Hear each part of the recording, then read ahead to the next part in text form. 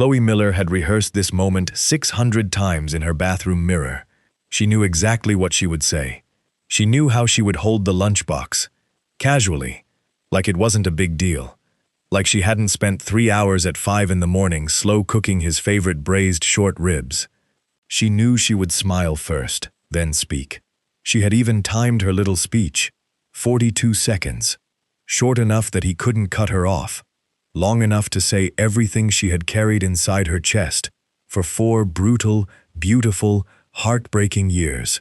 4 years of showing up. 4 years of being told to leave.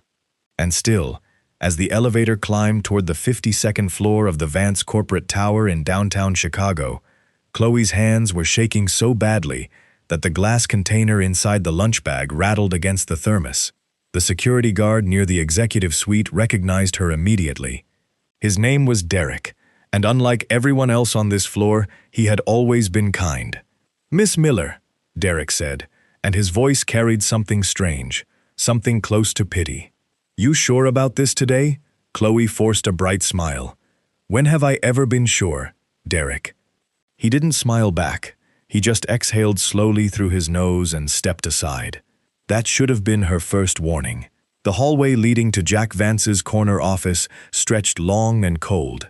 Floor-to-ceiling windows lined one side, framing the Chicago skyline in sharp January light. The other side was all dark wood paneling and frosted glass doors that never opened for people like her. Chloe caught her own reflection as she walked. Round face, soft body, curly brown hair pulled into a messy bun, wearing a second-hand wool coat that had seen better winters. She looked exactly like what she was, an archival specialist from a small heritage foundation who had absolutely no business being on this floor, and yet here she was, again. She reached his door. Through the frosted glass, she could see his silhouette, tall, broad-shouldered, perfectly still behind his desk. Jack Vance, at 28 years old, already controlled more of Chicago's private logistics and real estate network than men twice his age. The business magazines called him a prodigy. The people who actually knew what the Vance name meant called him something else entirely. Chloe knocked twice. "Come in." His voice hadn't changed. Low, flat, completely stripped of warmth, she had heard that voice in her dreams more times than she would ever admit to another living soul. She pushed the door open and stepped inside. Jack didn't look up. He was reading something on a tablet propped against a stack of leather-bound folders, his jaw tight, his dark hair pushed back from his forehead. He wore a charcoal suit that probably cost more than 3 months of her rent. His office smelled like cold coffee and sandalwood. "Hi, Jack," Chloe said. "Nothing." She took a breath and walked closer, setting the lunch bag on the edge of his desk with trembling fingers. "I made short ribs. The ones with the red wine glaze. I remembered you mentioned once, a long time ago, that your mom used to make them on Sundays, so I found a recipe, and I've been practicing, and I think this batch actually turned out really—" "Why are you here, Chloe?" He still wasn't looking at her. His eyes stayed fixed on the tablet screen, scrolling through something she couldn't see. Chloe swallowed hard. She reached into her coat pocket and pulled out a small envelope. Cream-colored, slightly wrinkled from being carried around for 3 days while she worked up the nerve. She placed it next to the lunch bag. "I wrote you something," she said quietly. "I know you're going to think it's stupid. I know you're going to tell me to leave, just like every other time. But I needed to say it properly, at least once, so I wrote it down, because I knew if I tried to say it out loud, I would just start crying and I'm not going to read it." The words landed like a door slamming shut. Chloe blinked. "Jack, please, just this once. You don't even have to respond. I just need you to know how you what?" Jack finally looked up, and his eyes were the worst part. Dark brown, almost black, completely empty. Like she was a stranger who had wandered into the wrong building. "How you feel. You've made that painfully obvious, Chloe. To me. To my staff, to anyone who has watched you walk into this building month after month, like some lost stray who can't take a hint." The words hit her chest, like physical weight. "That's not fair," she whispered. "Fair? Jack leaned back in his chair and studied her for one long, horrible moment. You want to talk about fair? I have 17 meetings today. I have a logistics operation spanning 4 states that requires my full attention every waking second. And somehow, every few weeks, I have to stop everything because you've shown up again with another home-cooked meal and another confession letter, like we're in some kind of high school romance. Do you understand how that looks? Chloe's eyes were burning. I don't care how it looks. I know you don't. That's the problem. Jack picked up his phone and pressed a button. Derek, come to my office. Chloe's stomach dropped. What are you doing? Something I should have done a long time ago. Derek appeared in the doorway within seconds, his face carefully blank. Jack didn't look at Chloe when he spoke. Revoke Miss Miller's visitor pass. Permanently. She is not to enter this building again.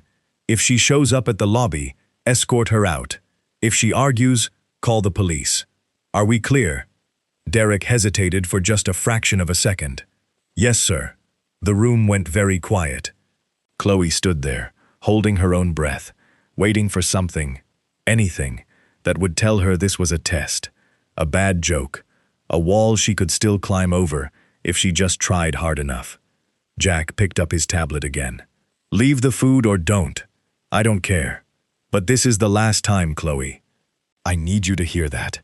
There is nothing here for you. There never was. A tear slid down her cheek. Then another. She didn't wipe them away. You know what the worst part is? Chloe's voice cracked, but she held herself together just long enough to finish. My dad used to tell me you were a good man. He believed that until the day he died, and every single time I came here, every single time you pushed me away, I told myself he couldn't have been wrong about you. She picked up the lunch bag with shaking hands. But he was wrong, and I'm done trying to prove otherwise. She turned and walked out. She didn't look back. She didn't see Jack's hand freeze over the tablet. She didn't see the way his jaw clenched so hard the muscle jumped beneath his skin. She didn't see him close his eyes the moment the door clicked shut, or the way his fingers slowly curled into a fist on the desk. And she definitely didn't see him reach for the cream-colored envelope the second he was alone, open it carefully, and read every single word she had written, twice, before locking it in the top drawer of his desk with hands that were not quite steady. Because the thing about Jack Vance that Chloe Miller didn't know, the thing that would have changed everything, was that her father hadn't been wrong about him at all. The warehouse sat 14 miles south of downtown Chicago, tucked behind a row of shipping containers in an industrial corridor that most people drove past without a second glance. On paper, it belonged to Vance Logistics International, a perfectly legitimate freight and distribution company. Below the surface, behind a reinforced steel door and down a concrete staircase, was a different kind of operation entirely. Jack arrived at 11 that night. He hadn't eaten. The lunch bag Chloe left behind was still sitting on his desk because he couldn't bring himself to throw it away, and he sure as hell couldn't eat it. The smell of braised short ribs in his office had nearly broken him in a way that no business rival ever could. Marcus Cole was already waiting in the vault room when Jack came down the stairs. 6'3", built like a freight train, and one of exactly 4 people on Earth that Jack Vance trusted with his life. Marcus had served Jack's father before him and had been standing at Jack's right hand since the day Jack inherited the syndicate at 23 years old. You look terrible, Marcus said. Update me, Jack replied, ignoring the observation entirely. Marcus tapped a folder on the steel table between them. Sterling Syndicate. They've been moving aggressively on 3 of our supply corridors in the Midwest. 2 of our informants in Detroit confirmed that Raymond Sterling has brought in outside consultants, financial forensic types. They're digging into old accounts, specifically accounts connected to legacy partners from your father's era. Jack's hand paused on the back of the chair he was about to pull out. How far back? Far enough. Marcus met his eyes. They're looking into the Miller estate. The room seemed to lose all its air. Jack sat down slowly. The Miller estate. Arthur Miller's name. Chloe's father. Arthur Miller had been one of the most brilliant financial architects the Vance organization had ever worked with. Decades ago, long before Jack was old enough to understand what his own family did behind closed doors, Arthur had built a series of legitimate holding companies and investment portfolios that quietly funneled clean revenue into dozens of real estate projects across the country. When Arthur walked away from the syndicate life to raise Chloe on his own, he sealed those holdings behind layers of encrypted trusts, accessible only through a specific decryption key that he never shared with anyone. And then Arthur got sick. Jack pulled a set of keys from his coat and walked to the private safe, embedded in the far wall. Biometric scan first, then a 6-digit code, then the physical key. The door swung open with a low hiss. Inside were 2 items: a sealed envelope, yellowed with age, and a small black USB drive. Jack picked up the USB drive and plugged it into the secure terminal on the table. The screen flickered and a video loaded, grainy, slightly shaky, recorded on a phone propped against a hospital bedside table. Arthur Miller's face filled the screen. He was thin, hollow-cheeked, his skin carrying the gray undertone of a man who knew exactly how many days he had left. But his eyes were sharp, fierce, even. Jack. Arthur's voice on the recording was rough, but steady. If you're watching this, then I'm gone, and you're the only person in the world I trust to do what I'm about to ask. Marcus stood silently by the door. He had seen this video before. He watched Jack's face instead of the screen. Chloe doesn't know anything, Arthur continued. She doesn't know about the holdings. She doesn't know about the syndicate. She doesn't know what I did for your father, or what I built. And that is exactly how it needs to stay. The moment anyone connects her to those assets, she becomes a target. You know how this world works, Jack. You grew up in it. She didn't, and I made damn sure of that. Arthur coughed, a deep, rattling sound that made the phone shake. When he spoke again, his voice was quieter. I need you to keep her away from all of it. Away from the business. Away from the name. And if that means keeping her away from you, then that's what it means. I know that's a lot to ask. I've seen the way she looks at you, and I've seen the way you look at her when you think nobody's watching. But I'm asking you anyway, because she is the only good thing I ever put into this world, and I will not let this life swallow her whole. The recording ended. Jack stared at the frozen frame for a long time. Arthur's face, mid-blink, slightly blurred. A dying man's last act of love for his daughter, handed to a 24-year-old who had just inherited a criminal empire and had absolutely no idea how to carry both weights at the same time. 4 years.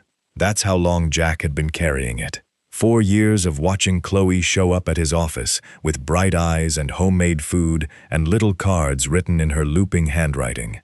4 years of cutting her down with carefully chosen words designed to make her leave.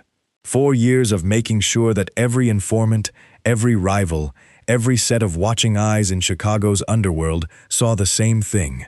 Jack Vance treating Chloe Miller like she was nothing, a nuisance, a nobody. Because the moment anyone believed she mattered to him, she was dead. He picked up the sealed envelope.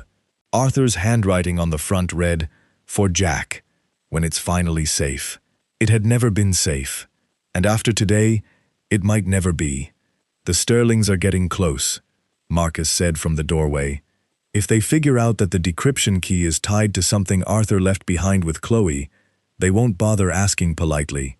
Jack slid the USB drive back into the safe and sealed it shut. Then we make sure they never get near her. Marcus studied him carefully. She's not going to make that easy, boss.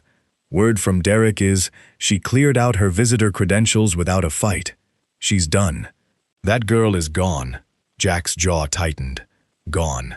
The one outcome he had spent 4 years engineering, and now that it had actually happened, it felt like someone had reached into his ribcage and pulled out something essential. Find out where she's going, Jack said quietly, and make sure I know before anyone else does.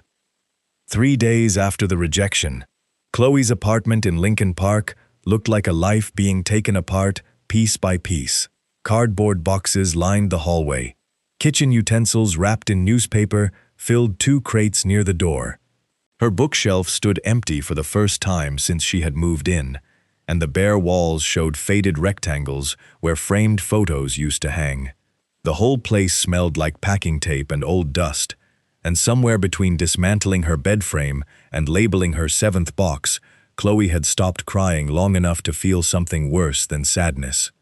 She felt relieved, and that scared her more than anything.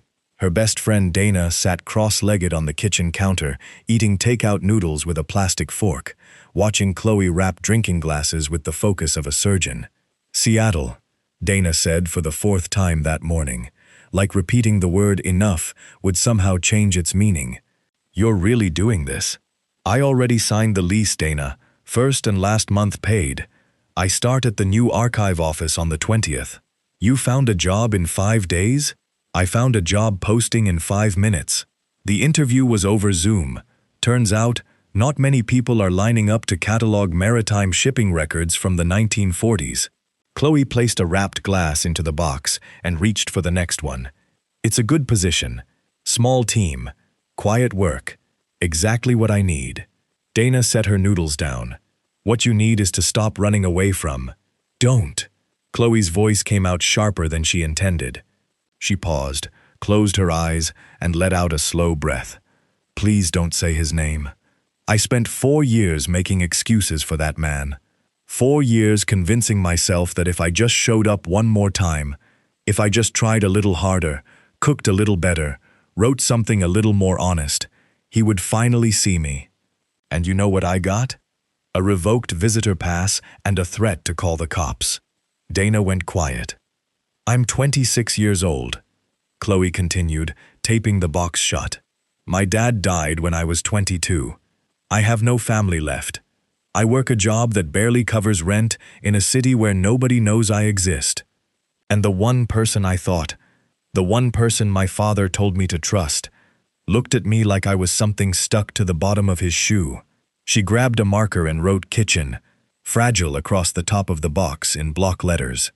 "So yes, Seattle. New city, new job, new everything. And I am done talking about it." Dana didn't push. She just picked her noodles back up and ate in silence, while Chloe moved to the bedroom.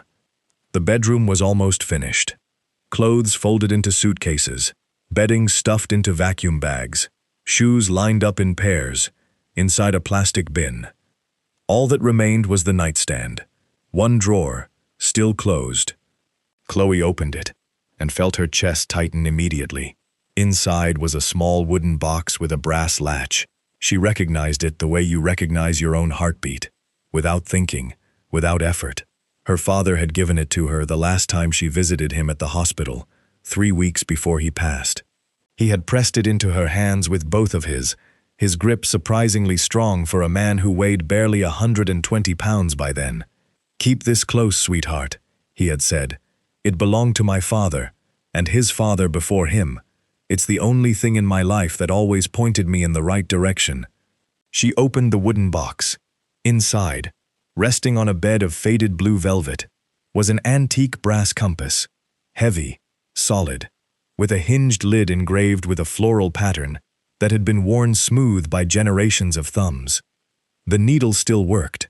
It wobbled gently and settled north, just like it always did. Chloe turned it over in her palm. On the back, etched in tiny characters along the outer rim of the casing, was a string of numbers and letters. She had noticed them before, but never thought much about it. A serial number, maybe. A manufacturer's mark. Something from another century that held no meaning for anyone alive. She had no idea that those 16 characters were the only key in existence to a digital vault containing her father's life work. Investment portfolios, property deeds, and holding company shares worth tens of millions of dollars, all locked behind an encryption system that Arthur Miller had designed himself during his years with the Vance organization. She had no idea that 3 different people in a private room in Detroit were, at that very moment, staring at a photograph of this exact compass, trying to determine where it had ended up after Arthur's death.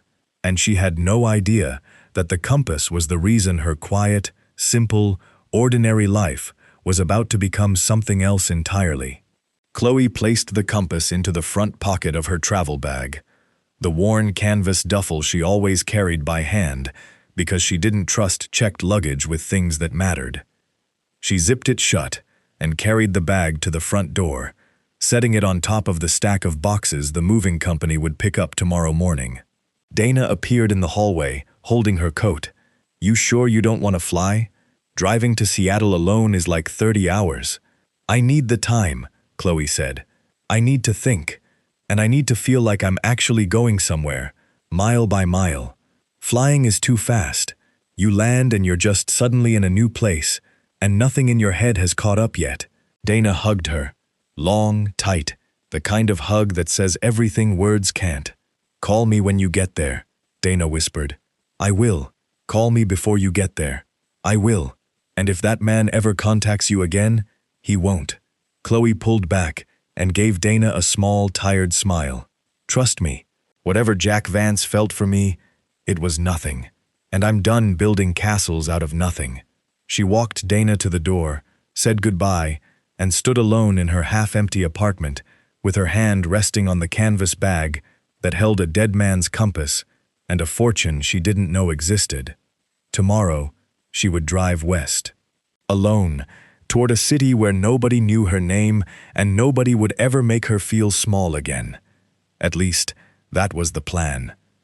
The lounge occupied the top floor of a converted textile building in downtown Detroit, the kind of place where the drinks cost $40 and the privacy cost considerably more. Velvet curtains divided the space into private alcoves, each one soundproofed and swept for recording devices twice a day. The men who met here didn't take chances, because the conversations they had in these rooms could put them away for decades.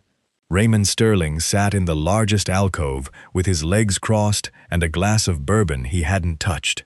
He was 53, silver-haired, meticulously groomed, and possessed the calm patience of a man who had spent 30 years building a criminal enterprise by letting other people make mistakes first. Across the table sat two men. One was Victor, Raymond's nephew and operational lieutenant. The other was a thin, nervous man in wire-rimmed glasses, who went by the name Parrish and worked as a freelance forensic accountant, the kind of person whose entire career existed in the gray space between legal auditing and financial espionage. "Walk me through it again," Raymond said, slowly. Parrish adjusted his glasses and opened a laptop, turning the screen toward Raymond. On it was a diagram, a web of interconnected shell companies, trust funds, and holding entities that branched out like the root system of an enormous tree. Arthur Miller built this network over a 15-year period, while he was operating as the primary financial architect for the Vance organization. Parrish began. "The structure is elegant. Dozens of legitimate holding companies, each one independently registered, each one generating real revenue through real estate, commercial leasing, and long-term investment portfolios. Individually, none of them raise any flags. Together, they represent a combined asset value somewhere between $40 and $60 million. Victor whistled low through his teeth. Raymond didn't react. "And these assets are currently sitting untouched? Completely frozen." Arthur locked everything behind a proprietary encryption system before he left the organization. Without the decryption key, you can see the holdings exist, but you cannot access, transfer, or liquidate any of them. Every financial institution involved has standing instructions to reject any attempt at access without the proper authentication code. "And the code?" Parrish clicked to the next screen. A scanned photograph appeared, slightly grainy, pulled from an old insurance appraisal document. It showed a brass compass, antique, with ornate engraving on its lid. Arthur was old-fashioned. He didn't trust digital storage for something this important. According to records we pulled from his estate filing, the decryption key is a 16-character alphanumeric string physically engraved onto the casing of a personal heirloom, a compass that has been in the Miller family for generations. Raymond leaned forward for the first time. "Where is it?" "That's where it gets interesting." Parrish pulled up another document, A probate summary from Cook County, Illinois. When Arthur died, his estate was minimal on paper. A small life insurance payout, some personal effects, and this compass. Everything went to his only surviving relative. The daughter, Raymond said. Chloe Miller, 26, works as an archival specialist at a heritage foundation in Chicago. No criminal connections, no financial sophistication, no apparent knowledge of her father's former activities. By all indications, she has no idea what the compass actually is. Raymond sat back and studied the photograph of the compass on the screen. $40 to $60 million, locked behind 16 characters carved into a piece of brass that some young woman probably kept in a jewelry box next to her earrings. Can we reproduce the key without the physical object? Raymond asked. Parrish shook his head. Arthur was thorough. The engraving was done by hand, and the character sequence doesn't appear in any digital record we've been able to locate. You need the compass itself. Victor was already pulling out his phone. I can have a team at her apartment by morning. Wait. Raymond held up one finger. What's her connection to Jack Vance? Parrish hesitated. She visits his corporate office occasionally, brings him food, cards, personal items. The security staff at the Vance Tower recognize her by name. But from everything we've gathered, Vance treats her with open contempt. Revoked her building access 3 days ago and apparently threatened to have her removed by police if she returned. A thin smile crossed Raymond's face. So she means nothing to him. That appears to be the case. Good. That simplifies things considerably. Raymond turned to Victor. Find out where she is. If she's still in Chicago, we approach quietly. I want the compass, and I want it handled clean. No mess, no attention, no trace. Victor nodded and stepped out of the alcove to make calls. He returned 4 minutes later with a different expression on his face. She's not in Chicago anymore. Packed up her apartment yesterday, hired a moving company, and is driving solo to Seattle, Interstate 80 West, based on the route her GPS is pinging. Raymond considered this. A woman driving alone across the country, with the key to a $60 million fortune sitting in her luggage. The opportunity was almost too clean. Send 2 vehicles, Raymond said. Have them intercept her somewhere remote, between Iowa and Nebraska, rural, minimal witnesses. Tell them to be professional. Take the compass, leave the girl, disappear. I don't want drama. I want results. Victor left the room with his phone already at his ear. Raymond Sterling finished his bourbon in one slow sip and closed the laptop. Arthur Miller had been a ghost for years, a name from a previous generation that most people in their world had already forgotten. But Arthur's money was very much alive, sitting in vaults and accounts and property titles across the country, waiting for someone with the right key to come along and wake it up. That someone was going to be Raymond Sterling, and some heartbroken girl in a used SUV driving west on an empty highway wasn't going to change that. What Raymond didn't account for, what he had no way of knowing, was that Jack Vance had an informant sitting at the bar 30 feet from his alcove, nursing a club soda and memorizing every word that carried through the curtain when Victor stepped out to make his calls. Jack's phone rang at 1:14 in the morning. He answered on the first ring. By 1:20, he was already reaching for his car keys. Chloe had been driving for 9 hours straight when the rain started. It came down fast and heavy, somewhere past Des Moines, turning the highway into a gray blur of taillights and spray. The wipers on her 12-year-old Honda CR-V worked overtime, squeaking against the windshield in a rhythm that had become the soundtrack of her entire day. The moving truck, with her boxed-up life, was somewhere behind her on the same interstate, handled by a 2-man crew she had hired through an app, and paid with money she probably should have saved. She was tired, the kind of tired that goes deeper than muscles and bones. 2 nights of barely sleeping in an empty apartment, followed by a pre-dawn departure and an entire day behind the wheel with nothing but podcasts and gas station coffee for company. Her eyes were starting to play tricks on her, turning distant road signs into shapes that didn't make sense. A rest stop appeared on the right side of the highway. one of those lonely concrete islands with a few parking spots, a vending machine, and a pair of restrooms that looked like they hadn't been cleaned since the previous administration. Chloe pulled in. She needed to stretch, splash water on her face, maybe eat one of the granola bars stuffed into her center console. The lot was nearly empty. A long-haul truck idled at the far end. A minivan with Ohio plates sat near the restrooms, its interior light on, someone reading inside. Chloe parked under the single functioning lamppost, cut the engine, and sat there for a moment, listening to the rain drum against the roof. She thought about Chicago. She thought about Dana. She thought about her apartment with its empty bookshelves and bare walls. And then, before she could stop it, she thought about Jack's face when he told Derek to revoke her pass. The absolute blankness in his eyes, like she was a problem being solved rather than a person standing in front of him with her whole heart in an envelope. Chloe pressed her forehead against the steering wheel and let out a long, shaky breath. "Enough," she whispered to herself. "You're done with that. Keep driving." She grabbed her keys and stepped out into the rain. She was halfway to the restrooms when the headlights appeared. Two black SUVs pulled into the rest stop from the highway, moving slowly, their high beams cutting through the downpour. They parked on either side of her Honda, close, deliberate, boxing her vehicle in with the kind of precision that had nothing to do with finding a convenient parking spot. Chloe stopped walking.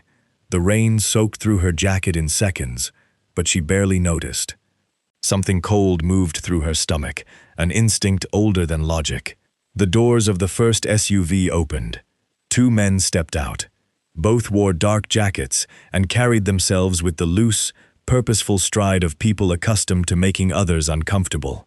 The driver of the second vehicle stayed behind the wheel, engine running. The taller of the two walked toward Chloe with his hands visible, palms open, like he was approaching a stray dog he didn't want to spook. "Miss Miller?" The fact that he knew her name turned the cold feeling in her stomach into ice. "Who are you?" Chloe asked. Her voice came out steadier than she expected. "Nobody important.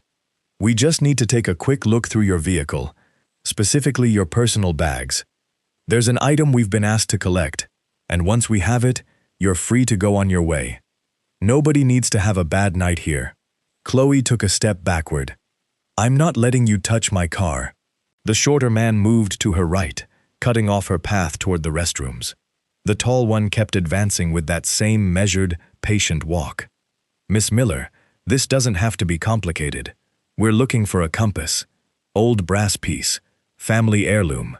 Hand it over and we're gone before the rain lets up." Her father's compass.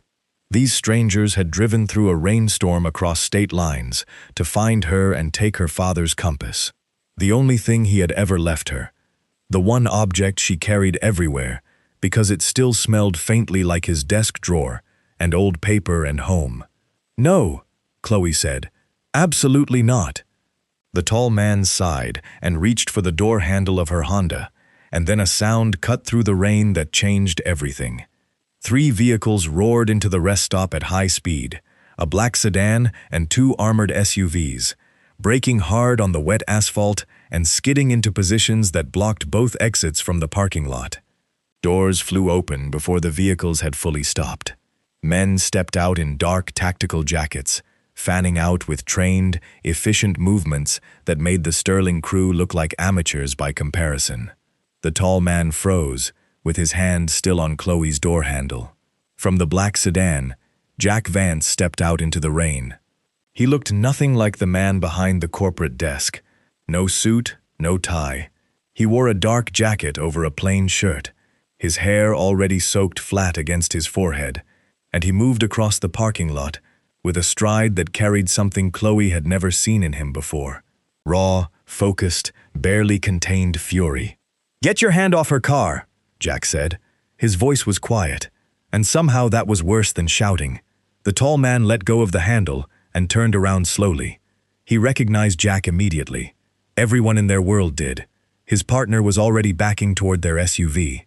"Vance, we were told the girl means nothing to you. You were told wrong."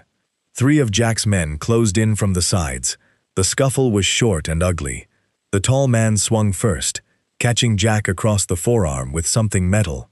A flashlight or a baton, Chloe couldn't tell. Jack absorbed the hit without a sound, drove his shoulder into the man's chest, and pinned him against the SUV with one arm, while Marcus appeared from behind and restrained the second man with practiced efficiency. 30 seconds. That's all it took. The Sterling crew was disarmed, shoved back into their vehicles, and told exactly one thing by Marcus, who leaned into the driver's window with the calm tone of a man delivering a weather forecast. Drive east. Don't stop until you're back in Detroit, and tell Raymond Sterling that the next conversation won't be this polite. The SUVs pulled out and disappeared into the rain. Chloe stood under the lamppost, completely drenched, her hands shaking at her sides, watching Jack Vance press his left hand against his right forearm, where a dark stain was spreading through his jacket sleeve. He turned and looked at her, rain streaming down his face, and for one single heartbeat she saw something in his eyes that she had been searching for across 4 years and 9,999 rejections. Then it was gone. The wall came back up, and Jack's expression flattened into the same controlled mask she knew so well. "Get in your car," he said. "You're following me." The motel sat a quarter-mile off the interstate, somewhere in western Nebraska, a single-story L-shaped building with a gravel parking lot and a neon sign that buzzed and flickered every few seconds, like it couldn't decide whether to stay on or give up entirely. The kind of place where nobody asked questions and nobody remembered faces. Jack had driven for 3 hours after the rest stop without saying a word. Chloe followed his sedan in her Honda, gripping the steering wheel so hard her knuckles ached, replaying those 30 seconds in the parking lot, over and over in her mind.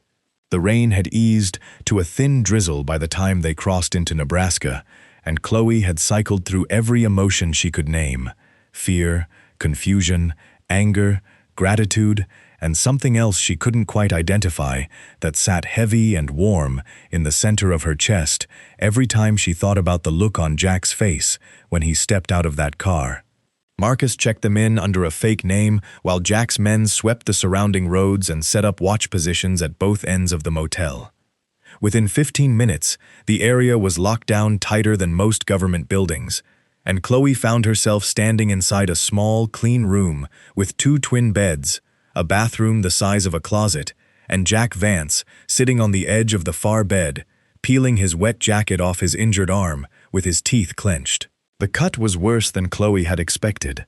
A deep gash ran along his outer forearm, about 4 inches long, the skin split open and still seeping blood through the makeshift wrap he had tied around it, using what appeared to be a torn strip from his own undershirt. The fabric was soaked through. "You need a hospital," Chloe said from the doorway.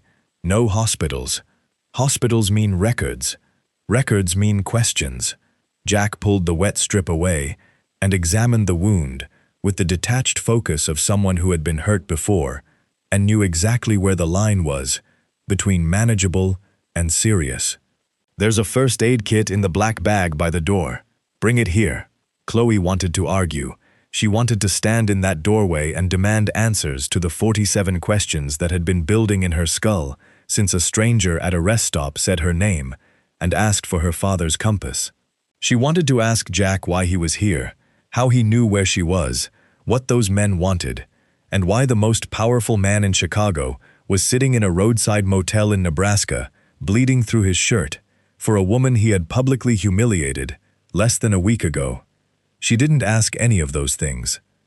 She picked up the black bag, unzipped it, found the first aid kit, and sat down on the bed next to him. "Give me your arm," she said. Jack hesitated. For just a second, something passed across his face. A flicker of surprise, maybe, or something softer that he buried before it could fully surface. Then he extended his forearm across her lap without a word. Chloe worked quietly. She cleaned the wound with antiseptic wipes, her fingers gentle despite the slight trembling she couldn't control. She applied butterfly closures along the deepest part of the gash, pulled them snug, and layered gauze over the top, wrapping it with medical tape in the careful, methodical way she handled fragile documents at her archive job. Paper or skin, the principle was the same: steady hands, light pressure, patience. Jack watched her the entire time. She could feel his eyes on her face, and she refused to look up because she absolutely knew, that if she met his gaze right now, whatever composure she had left would dissolve completely. "You're good at this," Jack said quietly. "My dad was clumsy, always cutting himself in the kitchen or banging his shin on furniture. I patched him up so many times I could do it in my sleep." She pressed the last strip of tape into place and smoothed it down with her thumb. "There, it'll hold until morning, but you really should get proper stitches." "I'll manage." Chloe finally looked up. This close, she could see things she had never noticed in his office. The faint scar above his left eyebrow, the slight crook in his nose that suggested it had been broken at least once, the thin lines at the corners of his eyes that came from years of carrying weight that no 28-year-old should be carrying. "Jack, why are you here?" He pulled his arm back slowly and rested it on his knee. "I told you, those men were after something your father left behind. I have a responsibility to make sure his affairs don't cause you harm." "His affairs?" "My dad was a financial consultant. He worked with small businesses. He spent his weekends doing crossword puzzles and grilling chicken that was always overcooked." Chloe's voice cracked slightly. "What could he possibly have left behind that would make people chase me across 3 states? Jack's jaw tightened. She could see the war happening behind his eyes, the words pressing up against the inside of his mouth, fighting to get out, being shoved back down by something stronger. Duty, promise, fear. She didn't know which one, and he wasn't going to tell her. "It's complicated," he said, "and the less you know, the safer you are." "Safer?" "Jack, 2 men cornered me at a rest stop in the middle of Iowa and knew my full name. I'm way past safe. Which is exactly why you need to stay close until this is handled." "Stay close to you?" Chloe almost laughed. "A week ago, you told security to call the police if I showed up at your building. Now you want me to stay close?" The words landed between them like something dropped from a great height. Jack didn't flinch, but she saw his hand curl into a fist on his knee, the knuckles going white beneath the gauze. "I know how it looks," he said, and his voice carried a roughness she had never heard before. Something raw and unguarded that slipped through the cracks in his composure like light through a boarded window. "I know what I've said to you, Chloe. Every time. I know exactly how many times I've sent you away. And I know you have every reason in the world to walk out that door right now and never speak to me again." He paused. The motel room was so quiet, she could hear the neon sign buzzing outside the window. "But I am asking you to trust me, just for a few more days. Let me finish this, and then you never have to see my face again, if that's what you want." Chloe stared at him. The man in front of her looked nothing like the cold, untouchable figure who had dismissed her from behind a mahogany desk. He looked tired, hurt, human, and the way he said those last words, "if that's what you want," carried a weight that had nothing to do with duty or obligation or old promises. She should have said no.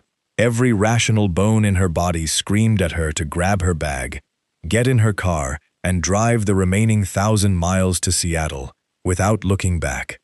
"A few more days," she said quietly, "and then you tell me everything." Jack held her gaze for a long moment. Then he nodded once, stood up, and walked to the door. "Get some sleep," he said, with his hand on the handle. "I'll be right outside." He stepped out into the cold Nebraska night and closed the door behind him, and Chloe sat on the edge of the bed with her hands still warm from touching his skin, wondering how it was possible to know someone for 4 years and realize you didn't know them at all. Denver sat under a pale gray sky when Jack's convoy rolled into the city on the morning of day 9. 3 vehicles, tight formation, moving through the downtown grid with the kind of quiet purpose that most people on the sidewalk wouldn't notice, and the few who did would know better than to question.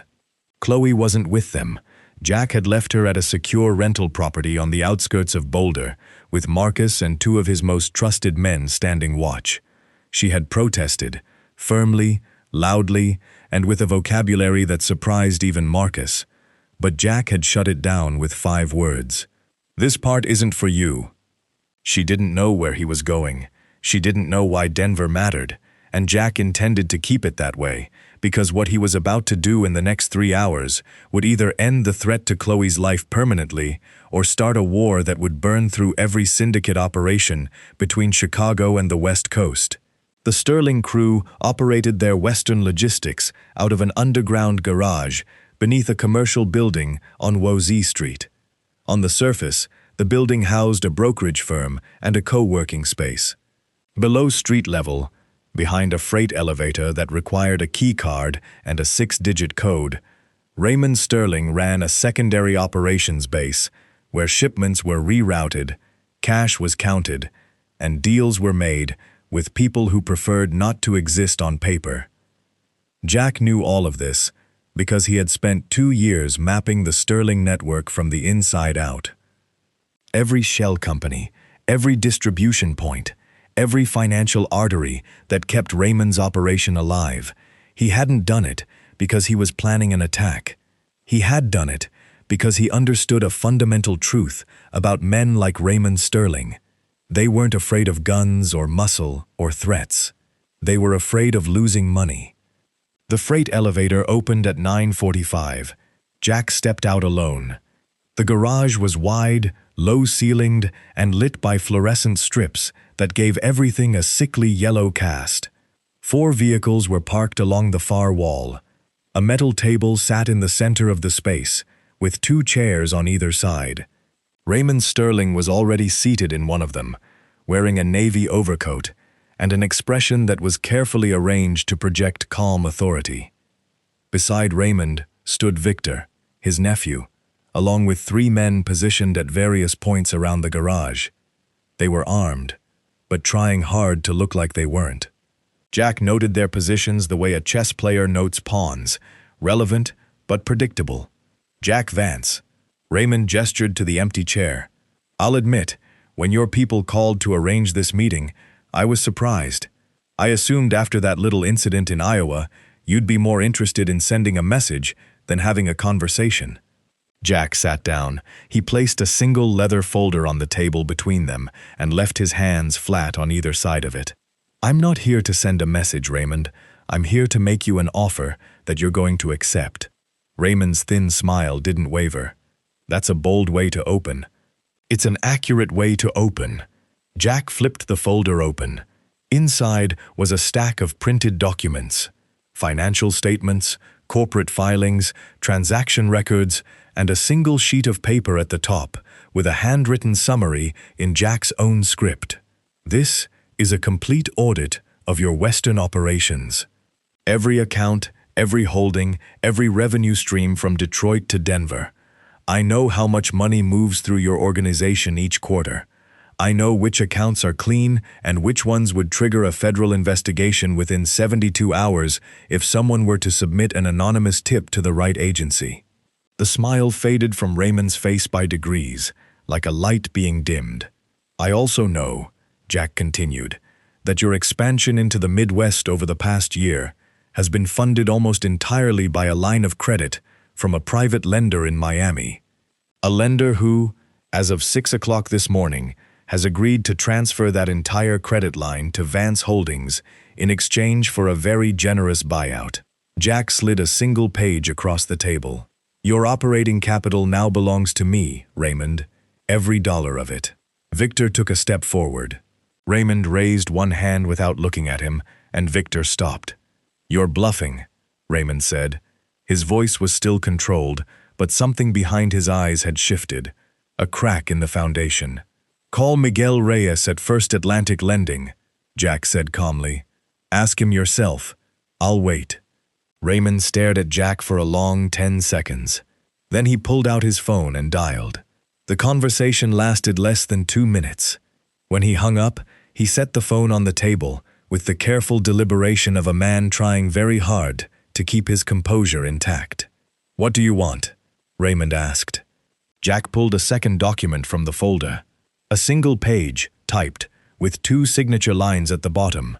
A permanent non-aggression pact. Your organization ceases all interest in Arthur Miller's estate, his holdings, and his daughter.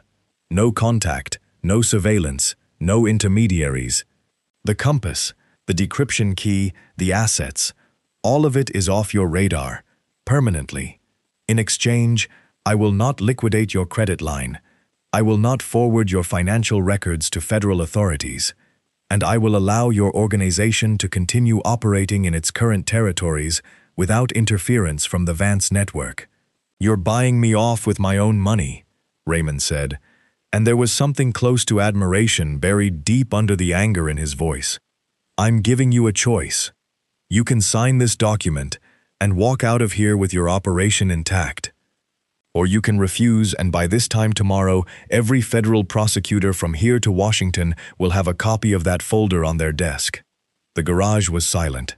Victor's hand was resting on his belt, his eyes darting between Jack and his uncle.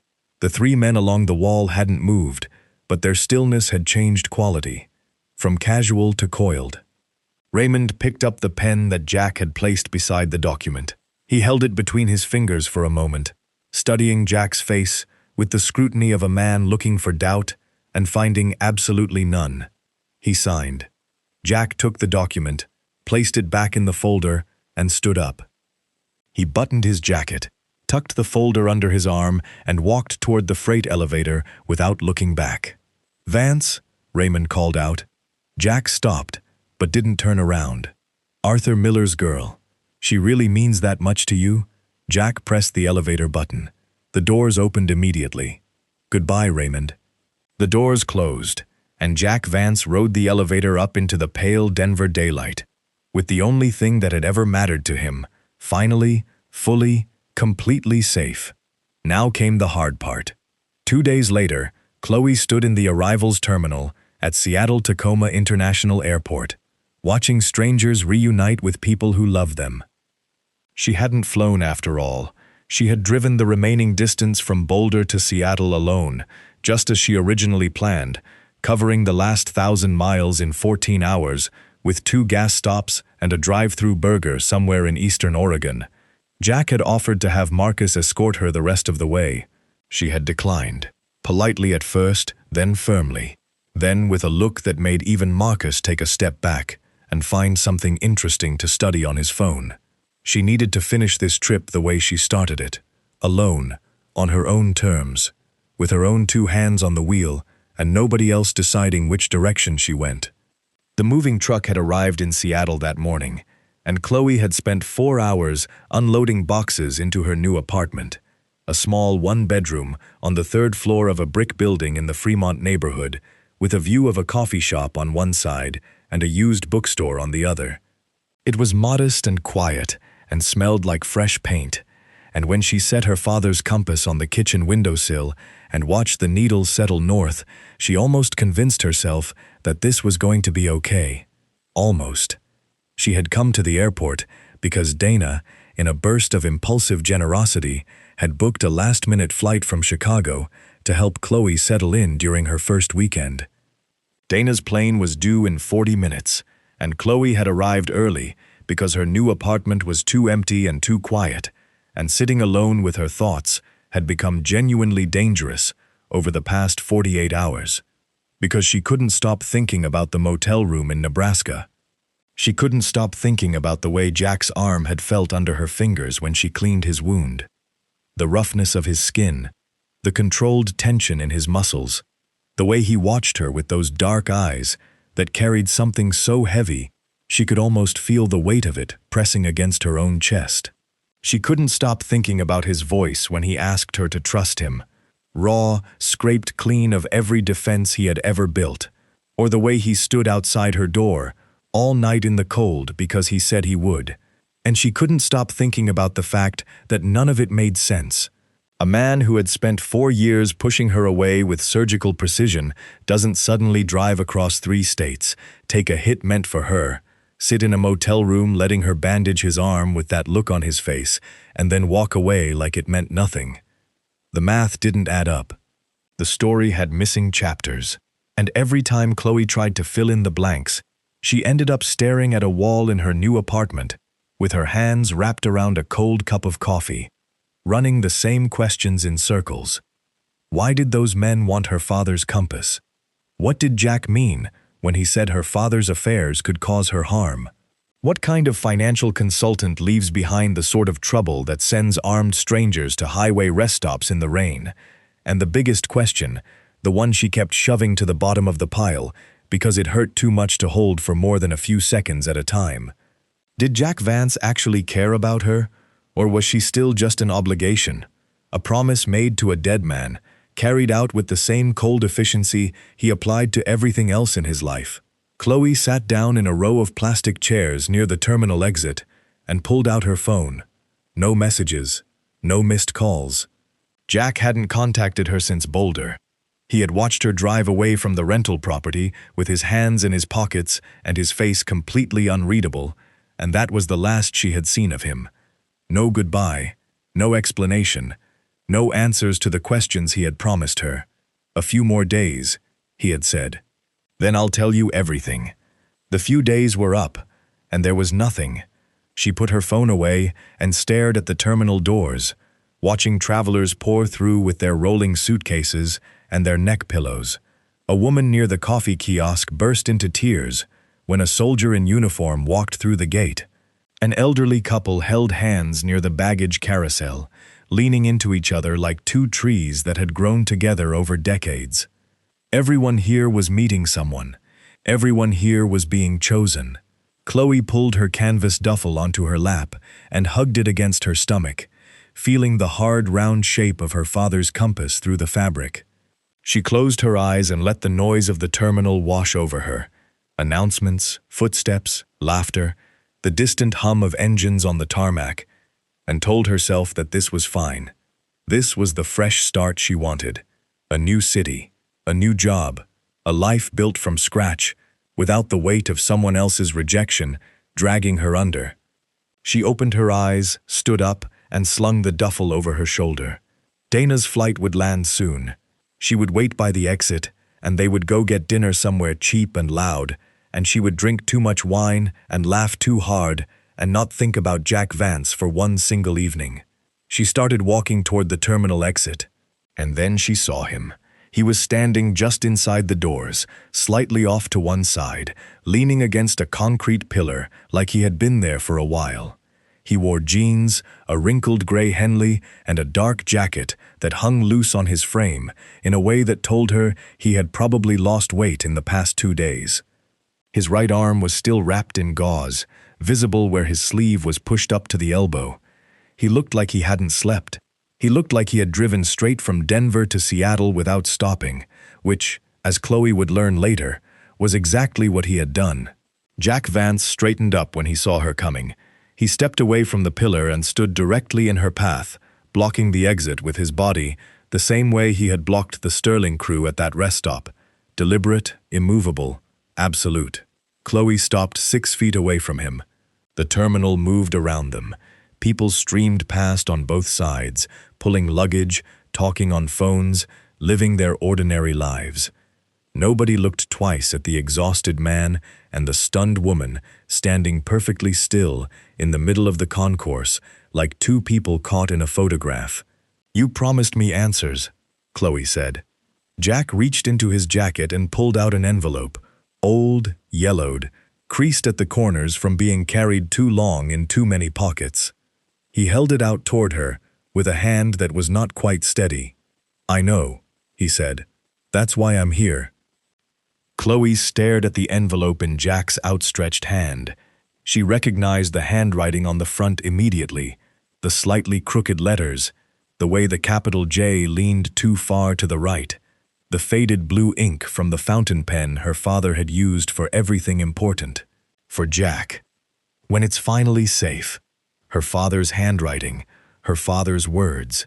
In Jack Vance's hand, in an airport terminal in Seattle, 2,000 miles from the city where Arthur Miller had lived and died. "What is that?" Chloe's voice came out barely above a whisper. "The truth," Jack said.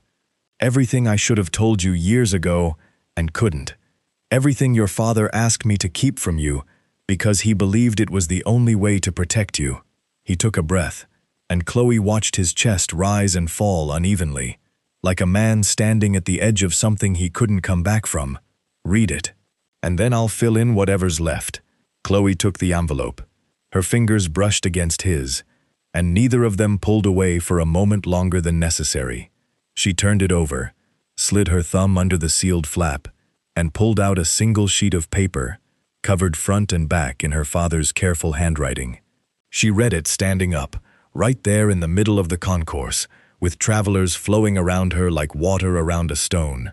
The letter began the way her father began everything, with her name, Chloe, my sweetheart. If you're reading this, it means Jack kept his word, and the danger I spent the last years of my life worrying about has finally passed. I owe you an explanation. I owe you several, and I'm sorry that I won't be there to give them in person, so this letter will have to do. Her father wrote about his career, the real one, the one hidden behind the small business consulting firm and the crossword puzzles and the overcooked chicken. He explained, in plain and honest language, that he had spent 15 years as the financial architect for the Vance organization, building networks of legitimate companies and investment portfolios that represented a lifetime of work and tens of millions of dollars in carefully managed assets. He wrote about the day he walked away, when Chloe was 7 years old, because he looked at her sleeping face one night and realized that the life he was building would eventually swallow the only person who made it worth living. He wrote about locking everything behind an encryption key that he engraved onto the family compass, because he trusted brass and craftsmanship more than any digital system ever built. And then he wrote about Jack. I asked Jack to do something terrible, sweetheart. I asked him to keep you away.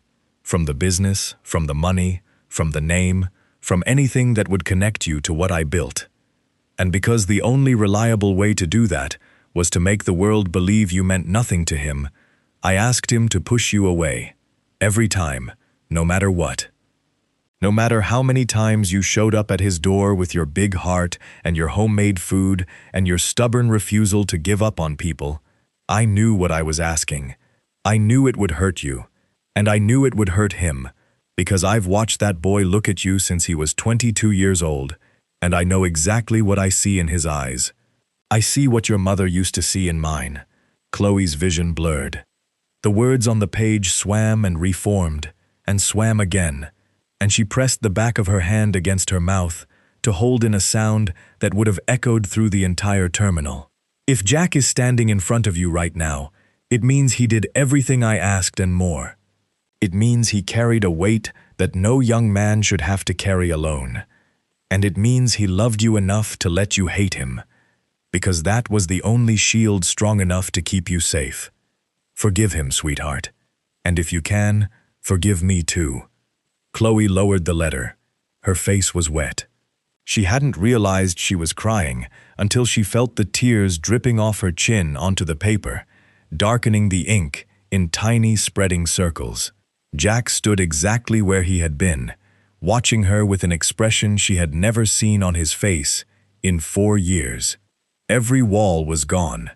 Every mask, every defense, every carefully maintained barrier that he had built between himself and the world, all of it stripped away, leaving something so open and so terrified that it made her chest physically ache. 9,999 times, Jack said. His voice was rough, barely holding together at the edges. That's how many times I looked at you and said something I didn't mean. That's how many times I watched you walk away hurt and had to stand there and let it happen because your father made me promise.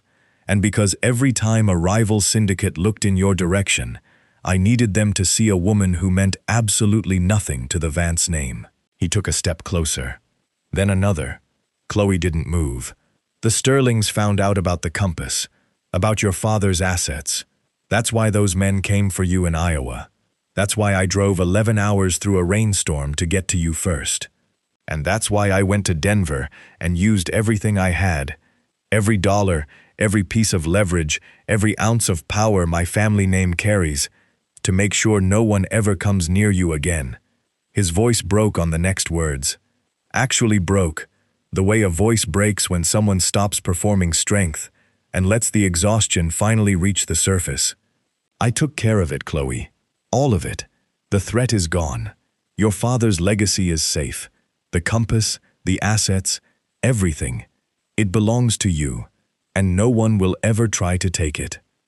Jack lowered himself to his knees on the cold marble floor of the airport concourse. A woman passing with a stroller slowed down and stared. A businessman stopped mid-phone call. A teenage girl grabbed her friend's arm and pointed. People were watching, dozens of them, and Jack Vance, the man who had built his entire life around control and authority and the careful maintenance of an untouchable reputation, knelt on a public floor in wrinkled clothes with a bandaged arm and tears running down his face, and did not care who saw. "I have loved you for 4 years," he said, looking up at her. "Every single day, through every rejection, every cold word, every time I made you cry. I loved you when you brought me short ribs at 7 in the morning. I loved you when you wrote me letters I pretended not to read and then kept in a locked drawer because I couldn't throw away anything your hands had touched. I loved you when I stood outside a motel room in Nebraska all night, just to be on the other side of a door from you." He reached up and took her hand. His grip was shaking. "I'm not asking you to forget what I did. I'm not asking you to pretend it didn't hurt. I'm asking you for one chance, Chloe. Just one. To stand next to you like a man who doesn't have to lie anymore and show you what it looks like when I stop pushing you away." The terminal had gone quiet around them. Or maybe it hadn't. Maybe the noise was still there, the announcements, the footsteps, the distant engines, and Chloe simply couldn't hear any of it anymore because the only sound in her entire world was the uneven breathing of a man on his knees who had just handed her every truth he had been carrying for 4 years and was now waiting, completely exposed, for her to decide what to do with it. She looked at the letter in her hand, her father's handwriting, her father's last wish. She looked at Jack, his face turned up toward hers, open and afraid, and so full of something she had spent 4 years trying to earn that she almost couldn't stand the weight of finally receiving it. Chloe dropped her bags. The canvas duffel hit the marble floor with a soft thud. The compass inside it settled, its needle pointing north, the way it always did. She reached down and took his face in both hands, tilting it up toward hers. "One chance," she said. "That's all you get, Jack Vance, so you better make it count." A sound escaped his throat, half laugh, half sob, and he pressed his forehead against her hands and stayed there, kneeling on the floor of a public airport, holding on to her like she was the only fixed point in a world that had been spinning out of control for 4 years. When he finally stood, Chloe didn't let go, and this time, neither did he. Somewhere behind them, near the arrivals gate, Dana's flight had just landed. She would walk out in 12 minutes to find her best friend standing in the middle of a crowded terminal, holding hands with the same man she had sworn off forever. Both of them crying, both of them laughing, and looking at each other like two people seeing clearly for the very first time.